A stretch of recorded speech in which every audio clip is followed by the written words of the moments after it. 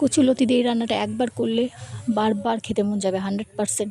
নমস্কার বন্ধুরা, আমি সুনিতা চলে এসেছি ছোট্ট একটা রান্নার ভিডিও নিয়ে। আজকে আমি তোমাদেরকে দেখাবো কচুলতির একটা রেসিপি।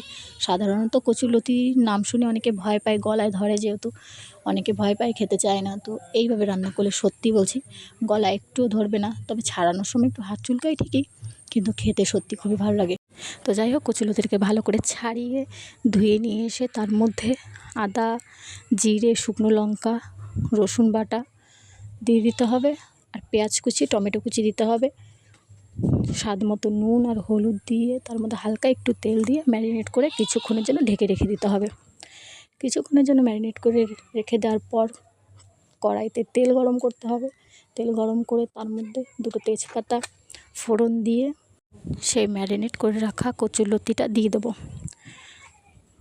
এর মধ্যে জল ইউজ করার কোনো প্রয়োজন নেই, তবে যে বাটিতে মশলা ছিল সেই বাটিটা হালকা একটু ধুয়ে হালকা একটু জল দিলেই হবে। তারপরে হালকা একটু নেড়ে চেড়ে ঢাকা দিয়ে দিতে হবে।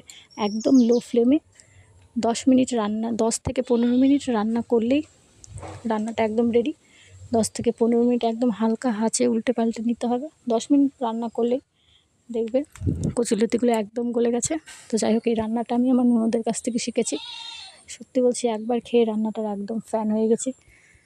তোমরা অবশ্যই বাড়িতে ট্রাই করে দেখো, সত্যি খুবই ভালো লাগবে। আর ভিডিওটা ভালো লাগলে অবশ্যই লাইক, কমেন্ট অ্যান্ড শেয়ার করতে কিন্তু একদম ভুলো না। টাটা।